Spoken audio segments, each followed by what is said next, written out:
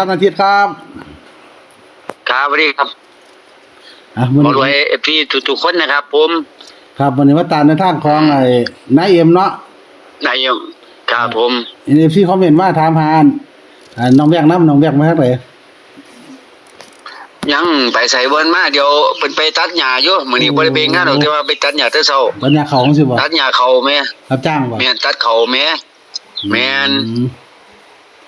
ครับผมก็ หรือทนายเอ็ม แม่ เนาะ น เอาคือได้ยินข่าวว่า แม่นครับ ได้นาทิตย์YouTube ปิดการสั่งรายได้บ่ แม่นเพราะว่า4เดือนหรือครบ4เดือนแล้วมันบ่มีพินมานะ พิดบ่ฮอดเฮียนเที่ย พินบ่ฮอดจักเที่ย4เดือนแล้วมันครบ4เดือนเขาก็ต้องปิดเฮาสร้างรายได้นะ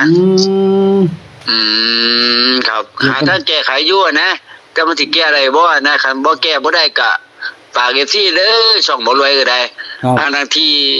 ก็สิได้เปิด ช่องใหม่ ช่องให้ของเอาของ ลูกชายเนาะ ของไอ้แบงค์นะครับ อาทิใส่ ของน้องแบงค์เด้อ อาทิ ครับ ใส่ซื้อน้องแบงค์ใส่เป็นเอเซนน้องแบงค์แทนเนาะ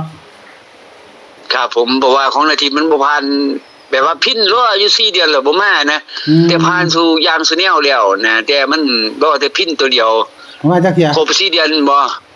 เขาก็ปิดเป็นบ่รวย ครับ ปิดสร้างรายได้นะแต่เฟซแต่ YouTube มันก็เขาได้เฮ็ดได้อยู่แต่เฮาเฮ็ดไปหยังแล้วบ่มีรายได้เห็นบ่ล่ะ แม่นครับอาจต้องเปลี่ยนช่องไหมอาจต้องเฮ็ดช่องสำรองหรือช่องน้องแบงค์ขึ้นจังซี่เนาะ ครับผมจะฝากอีกที่แหละครับช่องหมารวยที่ติดตามนาทิตย์อยู่หรือช่องไอ้ปอกพรวยนี่แหละครับ ครับ ถ้านาทิตย์เฮ็ดได้ก็เปิดช่องไม่สำรองไว้ก็ฝากกดไลค์ฝากกดแชร์ฝากกดติดตามไปเด้อครับ อาจจะได้เฮ็ดช่องให นั ม่ บหนึ่ง เนาะ ไม้ละบาทนี่ สี่ นับ ไม้ หนึ่งไม้ละบาทครับผม โอ้ โชว์ต่อไปครับยังมีลมหายใจเนาะ นักใจเนาะ อืม ครับผม นักใจอืม สักใจอยู่เดิครับเจ็ดมาช่องนี้ก็โอ้ยจนพันบ่ซิแนวเนาะต่อไปสิยาเขาได้ฝากเฮ็ดก่อนเขาสิเปลี่ยนแปลง ครับ เขาสิเปลี่ยนแปลง ครั 8,000 บ ชั่วโมง ค ใน รับ บ้านน่ะหนักเขาเด้อ ครับโอ้ยแต่4,000ชั่วโมงก็จะบินอยู่ อืมเจ้าต้อง ต้องใช้เวลาโดนนะครับบ่มีหยังดอกก็ฝากที่ช่องบ่รวยนั่นแหละ ครับเอาไงต้องเฝ้าเฮ็ด ครับ นะ ช่อง ก่อนเขาเปลี่ยนแปลงกฎเขาให้เวลาฮอดนั่นอยู่ ครับ เขาให้เวลาฮอด ครับ เดือนนั่นด้วยนะเออ อืม อืมฮอดเดือน น่า กุม จะ ภาพันธ์ฮอดกุมภาพันธ์เขาต้องเปลี่ยนกฎสังเกตเบิ่ง ครับ เอาหน้า ได้อยู่ดอกเดี๋ยวอยู่ว่า ครับหน้าเอ็มนายเอ็มมันฝันอะไรเหรอ โอ้ยเพิ่นฝันเมื่อคืนในฝันเพิ่นเนาะเพิ่นเว้าเพิ่นฝันว่าเมื่อคืนเพิ่นเช้าไปถามเพิ่นฝันว่าหยังก็ไอ้มอไซค์ลูกสาวเสียว่าโตไกลฝันว่ารถเขามาลักเอารถเพิ่นแหม อืม อืมแล้วตื่นขึ้นมาว่าน่ะโอ้ยขอยก็ว่ามันเรื่องจริงก็โตแกก็ตื่นฟ้าวเสด็จขึ้นมาก็มาเบิ่งรถยังจอดอยู่โอ้ยว่า เจ้น้อยฝันจริงเล่นวะ ตัวนี้ว่ะแม่น ป้านายเอ็ม ฝันแม่นจริงเลย ให้ฝันนายเอ็มนำได้เกี่ยวกับรถลูกสาวนี่ออกเกือบทุกครั้งเลย แม่นครับ ระวังดีๆไปทางฮานอยเพิ่นล่ะไปฮานอยลาวนี่เนาะ แม่น วัดมันเข้าบ่ โตแกว่าซั่นว่านบ่เข้าครับเมื่อวานรุดครับมีเขาไม่รุดธรรมดาแหละ แต่ว่ามื้อนี้มั่นใจว่าเป็นรถลูกสาว แม่นครับมั่นใจแล้วมื้อนี้เนาะคือเลย แล้วลุกขึ้นไปเบิ่งรถเลยแหม เออ แล้วตัวแกแห้งนะ โอ้ว่ะบอกว่ามันรถเสียนะ ครับ มีโชว์มาเด้เป็นฝันเกี่ยว ไม่บ่ว่านี่คันนี้ระวังเด้อ FC ผู้เพิ่นตามมาถ้าใดมันก็สิฮู้แนะครับผม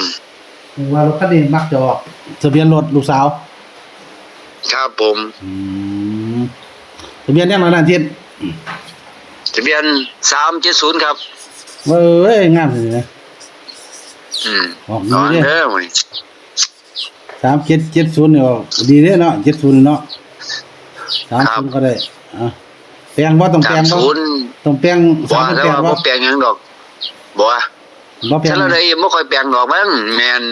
บ่เป็นผู้ใหญ่ แม่นได้ดอกวะเนาะ แม่น เน้นเท่าใดเพิ่นว่า 3070แล้วว่า เพราะว่า สิมาออกดูแท้70นี่เนาะเที่ยวดีเลยได้70ก็ได้เนาะ ปีนี้เนาะระวังเด้อนะครับรถหายนำได้เรียงนำนั้นได้รถนายเอ็มน่ะ ครับผม แล้วลูกสาวนี่แฮงออกดีซ้ํ แม่ลูกสาวเลยบอกย่ำใดย่ำนั้นดิ แม่นอยู่ ตามสังเกตนะครับย่ำใดย่ำนั้นดิสำหรับของนายเอี่ยมนะ เออมักจะออกหน้ารถนายเอ็มเนี่ยแทบสิบ่ค่อยรู้เรื่อง ครับ มันเป็นรถลูกสาวแล้ว แม่นคันนี้ย่ำใดเป็นเรียงย่ำนั้นเด้ อืม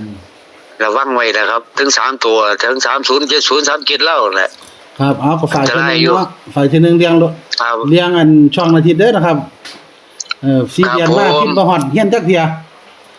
ก็เลย บ่ บ่ได้ส่งผิดให้เขาซ้ำก็เลยคือ นี่ ผิดเอ็กเซนนะผิดการ ครับ รับได้นะครับเพิ่นก็มีพี่น้องอาจสิเบิ่ง YouTube ได้อยู่แต่ว่าบ่มีรายได้สำหรับอาทิตย์เนาะ ครับผมบ่มีรายได้แล้วครับพี่ได้อยู่แล้วครับ โอ้ยแต่เรียกตัวเนาะก็เลยว่าเอาแต่ ครั ว่า บ จังซั่นการอาทิตย์ก็ลองเปิดช่องใหม่มาสำรองไว้แต่พิมพ์ที่ถ่าให้แก้ไขบ่ได้ก็ไปช่องใหม่ไปเลยนะแต่ว่าให้ใช้ชื่อลูกชายเพราะว่าคนผู้หนึงใช้ Excel เดียวเท่านั้นเนาะให้อาทิตย์เคยลงไปแล้วยันเกิดปัญหายันมาเฮ็ดสั่งรายได้บ่ดีต้องเอาเป็นลูกชายแทนนะครับ ผม ใช้ชื่อลูกชายก็อาจจะเป็นไอ้ปอกไอ้ น้อง ปอ แบ ก งค์นะครับ ว่าเป็นไอ้ปอกคือเก่าล่ะเพราะว่าเฮาก็รู้กันจัก ครับ จากไอ้ปอกอาจจะเปลี่ยนเป็นไอ้ปอกไอ้ปอกรวย บ่มีหยังแล้วไอ้ปอกปะเฮไอ้ ไฟ ปอ แห้ ก งก็ได้ไฟแห้งก็ได้ ไอ้ปวดปะเฮงก็ได้ครับบาดนี้ ไฟแห้งเนาะ เปลี่ยนใหม่นะครับ เดี๋ยวเป็นไอ้ ครับ ไฟแห้งเนาะไอ้แห้ง ครับผม ลูกพี่น้องเห็นซื้อได้มวนก็ลองคอมเมนต์มาแล้วกัน ครับผม เนาะ มันจัง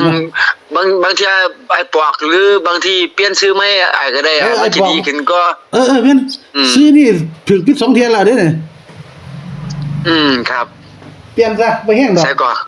เปลี่ยนซะบ่แห้งด แม่ อก นครับ ไอ้ปอกเจ้าเนี่ย นี่เอาไม่ดอกครับแต่รูปเก่าแหละ ว่า อืม อันแรกก็ถึงปิดไปแล้วแม่น ครับ แม่นอันแรกก็ปิดโดยปริยายบ่รู้สาเหตุเนี่ยคือเขาบ่ได้เด้นะ อันที่สองนี่ก็พินบ่มาเนี่ยไปเสียให้ได้บุบัด เป็นซื้อใส่ซื้อบ่แห้ง รวยพารวยบ่เพราะว่าซื้อข่อยซื้อกินข่อยก็รวยคือเอาดิ ทำรวยก็ได้ สำรวยพารวยเนาะ ทำรวยพารวยมันได้ล่ะซื้อ เดี๋ยวจะเอาเป็นสำรวยพารวยเด้อครับเอฟซีถ้าเห็นขึ้นสำรวยพารวยก็ฝากกดไลค์กดแชร์กดติดตามไปเด้อครับครับ ให้ ขอบคุณ สำรวย หลาย พารวยละบาท ขอบคุณหลาย ครับผม ฝากเลข ครับ ในเอ็มนะครับ370นะครับตั้งให้3770ฝันว่าลูกสาวตกใจจนตื่นมาเบิ่งฝันแบบนี้ถ้าเขามีโชค ครับ ขอฝากคนไลค์กดแชร์กดติดตามช่องหมอรวยใช้ได้นะไปตามช่องสำรองหน่อยที่นำเด้อครับจะได้ลงดอกจะได้เฮ็ดดอก แต่ว่าสิตั้งชื่อเป็นสำรวยพารวยเนาะครับสำรวยพารวยแหละครับบาทนี้เอาอีเมลลูกชายเลยครับลงบาทนี้ ครับเอาสวัสดี ครับ ค ผ รับ มครับสวัสดีครับ